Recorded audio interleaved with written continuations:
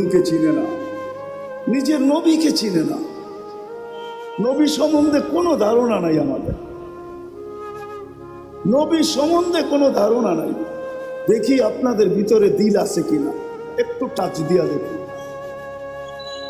আল্লাহ সহজ করছেন, আমার বন্ধুকে মানে, আমার বন্ধুর অনুগত্য হও, তাইলে আমার অনুগত্য হবে। আমার বন্ধুকে মানলেই আমার মানা হবে, আর আমি কিচ্ছু চাবো না। বন্ধু পক্ষে তো আমি পক্ষে। কোরআনও বলতেছে, কোরআন আস্তাগফারা লাহুর রাসূল লাওয়াজাদুল্লাহ তাওয়াবার রহিমা। আস্তাগফারুল্লাহ, আস্তাগফারা লাহুর রাসূল, আল্লাহর কাছে মাপ চাইলো তো আল্লাহ তার দিকে দেখবে না, বন্ধুর দিকে দেখবে। বন্ধু কি বলে?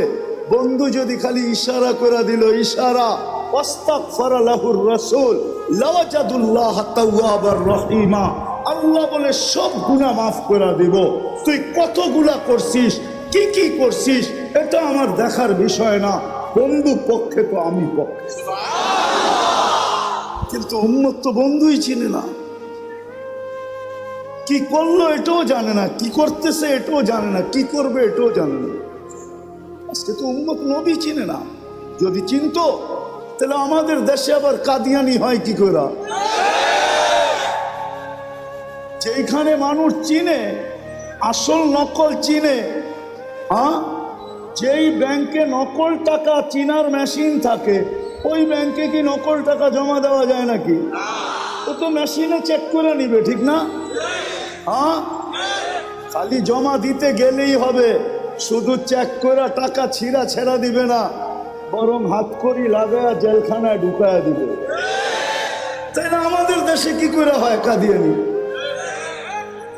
বুঝা গেল নবী চিনে না। নবী ওলামারা রাগ হয়ে যায় না, কিন্তু আজকে যুবকরা নবী চিনে না, স্কুল কলেজ আলাদা চিনে না, ইউনিভার্সিটি আলাদা চিনে না, জেনারেল শিক্ষিত আলাদা চিনে না, সাধারণ মানুষ নবী চিনে না। নবী কি করলো এটা জানে না, মা বোনরা চিনে না, নাইলে ওই ফাঁদে পা দেয় তো দেখে। বরং এটা হয়তো, তাও তো আমাদের দেশের না, ইনপোর্টেড জিনিস। কি ইনপুট করা বাহিরের জিনিস, ঠিক না? কাদিয়ান কি আমাদের দেশে নাকি? এটা তো পাঞ্জাবে। এই দেশে এসে জায়গা নিল কি করে? আমরা চিনি না দেখা জায়গা নেওয়ার সুযোগ পাইছে। যদি চিনতো তাহলে প্রথম যেই ব্যক্তির কাছে আসছিল ওই চিতা পিটা কইরা ভিসা ছাড়া বর্ডারের ওই পারে দিয়ে আসতো। শুধু শুধু তো আল্লাহ বলেন না, ওয়াফি আনফুসিকুম আফালা তুবসিরুন। তুই শিক্ষিত তো হইলি হইলি বটে, কিন্তু তোর ভিতরে আমি কি কুদরত ফিট করছি ওটা নিয়ে বাবার তোর কোনোদিন সুযোগ হয় না। তুই ভাবিস না, তুই তো ভাবিস আলতু ফালতু জিনিস নিয়া, সারাদিন এটা নিয়ে ভাবিস, ওটা নিয়ে ভাবিস। তোর ভিতরে আমি কি ফিট করলাম, তোর ভিতরে আমি কি কুদরত লাগাইলাম, কি প্রযুক্তি লাগাইলাম। তুই সারাদিন প্রযুক্তি নিয়ে ভাবতে থাকিস, প্রযুক্তি নিয়ে বলতে থাকিস, প্রযুক্তি নিয়ে লিখতে থাকিস। ও মানুষ, তোর ভিতরে কি প্রযুক্তি লাগাইলাম এটা তো একবারও দেখলি না। ওয়াফি আনফুসিকুম আফালা তুবসিরুন। তোকে কি চক্ষু দেই না? তুই নিজের ভিতরে তাকায় দেখিস না যে তোর এগুলা চলে কি করে? যদি প্রযুক্তি দিয়ে লাগাইতে হইতো তাহলে না জানি এক চোখে 13 কোটি ক্যামেরা। কত বিশ্বাস মনে হয় না, ঠিক না? আপনাদের বিজ্ঞানেরটাই বলতেছি আমি, কোরআন হাদিসেরটা বলতেছিলাম। এক চোখে 13 কোটি ক্যামেরা, দুই চোখে 26 কোটি ক্যামেরা। 13 কোটি ক্যামেরার তার আল্লাহ নিয়ে গেছেন 1.6 সেন্টিমিটার জায়গা দিয়া, পিছনে নিয়ে গেছেন। পিছনে দুইটা তারকে একসাথে লাগতে দেন নাই। যদি দুইটা একসাথে লাগতো তাহলে ফায়ার হতো, ফায়ার। আমরা সব উল্টা দেখতাম। This is a story of two. অল্প সময় কথা হবে, আর যদি ধ্যান দিয়ে শুনতে পারি তা আমার বিশ্বাস অল্প কথা যথেষ্ট হবে। আমি প্রমাণ দিতে পারি।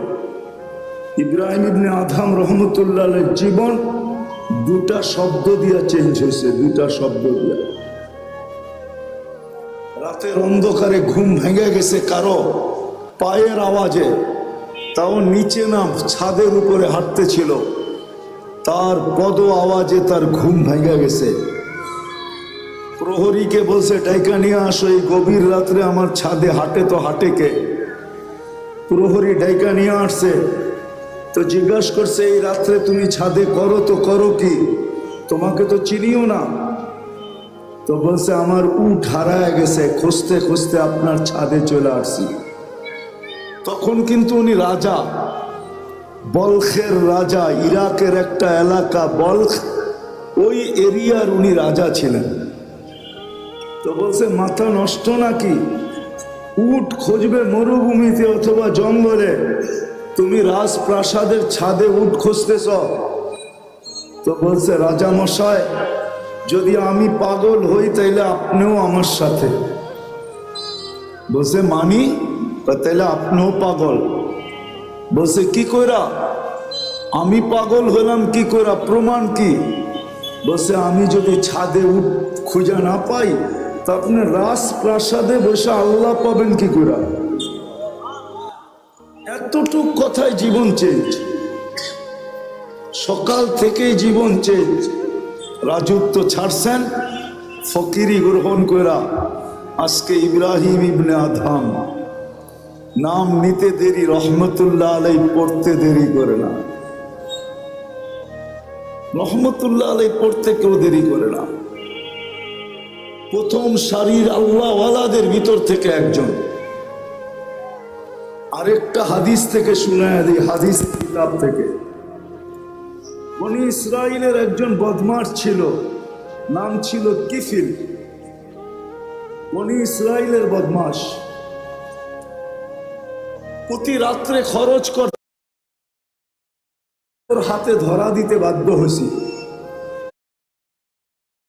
মৃত্যু হয়েছে।